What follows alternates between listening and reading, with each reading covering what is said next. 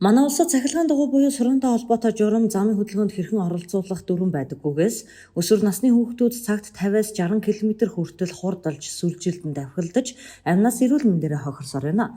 Энэ бол цахилгаан дагуу гэхээсээ илүүтэйгээр мотоциклтай эндүүхэд сунаа. Зарим улсад сурааныг мотоциклтай адилтхан үнэмлэгчүүлж насны хязгаар зам тээврийн ослоос сэргийлэх арга хэмжээг хэрэгжүүлж байна.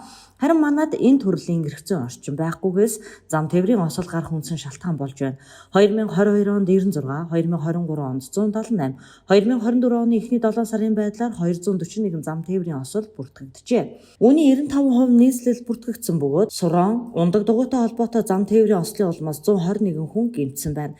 Хичээл сургууль эхэлж замын хөдөлгөөний урсгал нэмэгдэж, энэ төрлийн осол нэмэгдэх эрсдэл өндөр байна. Сураантай холбоотой осолд ихэвчлэн хүүхдүүд өртөн гэмтэж байгаа учраас насанд хүрээгүй хүүхдүүдийг сураан унаж замын хөдөлгөөнд оролцуулахыг хориглох нийслэлийн засаг даргын саналыг зам тээврийн яам, хууль зүйн дотоод хэргийн яамд хотын орлогч хос хоёр өмнө нь хөргүүлсэн. Сурааныг техникийн болон хурдны үзүүлэлтээр мотоциклтай адилхан үзэж, ангиллын жолоодох эрхийн үнэмлэхтэй хамгаалалтын малгай бүхий хүн унах зохицуулалтыг хийх санаачлаг гарган хууль эрх зүйн орчныг нь тодорхой болгохоор ажлын хэсэг байгуулагдажээ. Өнөөдрөөс хууль зүйн дотоод хэргийн яам болон зам тээврийн яамны хамтарсан сайдын тушаал гараад ийм ажлын хэсэг бас сурааны асуудлаар хэрхэн шийдвэр гаргах вэ гэдэг ажлын хэсэг бас байгуулагдсан. Миний би бас баяртай байна. Тэгээд би бас хэвлэн баг хурлаж явахдаа хэлжсэн. Энэ бол цаг нь нэгэнт болсон. Эрх зүйн зохицуултыг яаралтай хийхгүй бол өсвөр насны хүүхдүүд замын хөдөлгөөний дүрм мэдхгүйгээр оролцсноосоо болоод ийм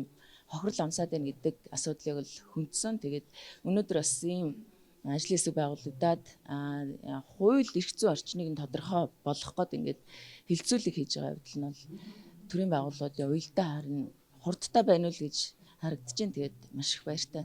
Сураан бол зөвхөн үүнийг унаж байгаа хүүхдүүдийн асуудал биш. Замын хөдөлгөөнд оролцож байгаа иргэн бүрийн эрүүл мэнд амнастай холбоотой учраас нарийн зохицуулалтыг яаралтай хийх нь чухал байгаамаа. Жишээ нь бүгд найрамдах Солонгос улсад сурааны хурдны хязгаарыг 30 км болгох тохиргоохийн тусгай тэмдэглэгээ бүхий наалтнан жолооч, зорчигч нарт бага насны хүүхэд унаж явааг анхааруулдаг байна. Нөгөө талаас энэ бол хүүхдэд хараа хяналтгүй замын хөдөлгөөнд оролцуулж байгаа эцэг эхчүүдийн хайхрамжгүй байдалтай холбоотой. 16-аас доош настай хүүхдүүд сураан унаж замын хөдөлгөөнд оролцож байвал эцэг эх асран хамгаалагчид зөрчлийн тухай хуулиар хариуцлага тооцох заалттай байна.